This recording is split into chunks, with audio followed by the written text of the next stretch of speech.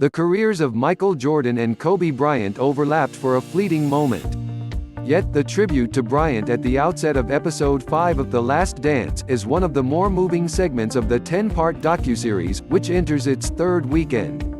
Here are the 23 moments from the 5th and 6th episodes that most captivated me. 1. Episode 5 opens with "In Loving Memory of Kobe Bryant," in which Jordan pays homage to the Lakers star. I will leave it at that. Watch it. 2. Jordan's final All-Star game with the Chicago Bulls occurs in the middle of the 1997-98 season. The event, which was played in New York, entertainingly features Jordan and some fellow All-Stars, who are off camera, talking some smack to a young, rambunctious Bryant. One player said that after Bryant's first 4 shot attempts didn't go in, he figured Bryant was gonna chill. After the first 4 attempts? "If I was his teammate, I wouldn't pass him the ball," Jordan said with a profanity. 3. Though long retired as players, Magic Johnson and Larry Bird still hover over the MJ storyline. It's hilarious watching Bird, the coach of the 1998 Eastern Conference All-Star team, point to Magic in a hallway before the game and talk some smack. "Hey, Michael, wouldn't you like to have some of his ass today?" Bird says, smiling. "Hey, you know I be coming at his ass," Johnson says. Jordan replies with profanity. "Just like I used to come at both of y'all," Johnson says. 4. During the game, Bryant asked for Jordan's advice, which he was more than willing to share. "He's like my big brother," Bryant said. 5. On March 8, 1998, in his final visit to Madison Square Garden as a Bull, Jordan wore a pair of red and white Air Jordan 1s, the first shoe he wore in the Garden. 6. Jordan acknowledged the shoe company he wanted to sign with was Adidas. Jordan's dad, James, told his son during Nike's pitch that "You got to be a fool for not taking this deal. This is the best deal." 7. Jordan's agent, David Falk, who came up with the name Air Jordan, said Nike had hoped to sell $3 million worth of Air Jordans by year 4 of the deal. "In year 1, we sold $126 million, Falk said. 8. For those of us who remember, it's strange to have to explain Mars Blackman. But we're here to serve the kids, too. Mars, played by Spike Lee, co-starred with Jordan in the commercial that brought urban culture to the sports landscape. 9. Last weekend, Isiah Thomas was the notorious foil for Jordan. This weekend, it's Clyde Drexler, whose comparisons to Jordan during the 1992 NBA Finals excite Jordan's ire. "Clyde was a threat," Jordan said. "You know, I'm not saying he wasn't a threat. But me being compared to him, I took offense to that." 10. In Game 1 against Drexler's Trail Blazers, Jordan dropped 6 threes on Portland in the first half, which prompted his now famous shoulder shrug at the TV cameras. "He was like, 'I'm killing this dude,'" said Johnson, who was working for NBC as an analyst during that series.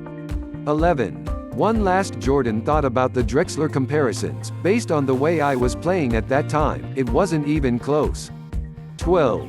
The Bulls' championships in 1991 and 92 didn't prevent Jordan from taking another shot at general manager Jerry Krause during the 92 celebration. With a victory cigar in his mouth, Jordan told Krause, "You can't smoke it. It will stunt your growth." 13. When Rod Thorn, the USA basketball chairman, asked Jordan to play on the first Dream Team in 1992, Jordan asked Thorn who would join him. He says, "Well, the guy you're talking about or you're thinking about is not going to be playing," Jordan recalls. That player was Thomas. 14. The Dream Team, based on the environment and the camaraderie that happened on that team, it was the best harmony, Jordan said. Would Isiah have made a different feeling on that team? Yes. 15. These episodes begin to show Jordan's shortcomings that come to define his story in the mid-90s, among them his lack of political engagement. "I wasn't a politician when I was playing my sport," Jordan says now. "I was focused on my craft. Was that selfish? Probably. But that was my energy. That's where my energy was." 16. Trying to manage his legacy began to take a visible toll on Jordan during the 1993-94 season. "I'm ready for getting out this life," Jordan said.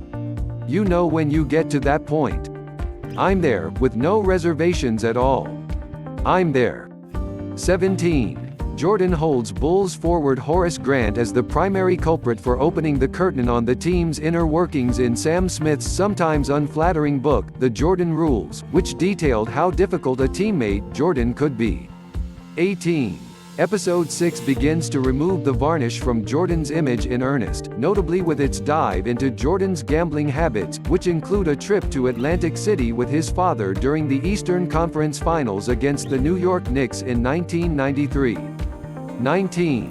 We are introduced to golf hustler James "Slim" Bouler, who produced a signed check from Jordan for $57,000, a seminal moment in the debate about Jordan's gambling habits. 20. The Jordan Rules is rightly remembered as the definitive book on the Jordan 90s, but we also are reintroduced to Richard Eskinos' book Michael and Me, Our Gambling Addiction, My Cry for Help. Eskinos claimed that Jordan owed him more than $1.2 million from golfing bets. 21. The NBA, which investigated Jordan's gambling associates, directly addressed the questions with the player. When asked by newscaster Connie Chung if he had a gambling problem, Jordan answered, "No, because I can stop gambling. I have a competition problem, a competitive problem." 22. By the time the Bulls defeat the Phoenix Suns for their third consecutive NBA championship in 1993, Jordan is visibly weary. "If I had the chance to do it all over again, I would never want to be considered a role model," he said. "It's like a game that's stacked against me. There's no way I can win." 23. My weekly pitch for a soundtrack to be released soon, and it must include the track from rapper Nas, with Lauryn Hill, If I Ruled the World. Imagine going to court with no trial.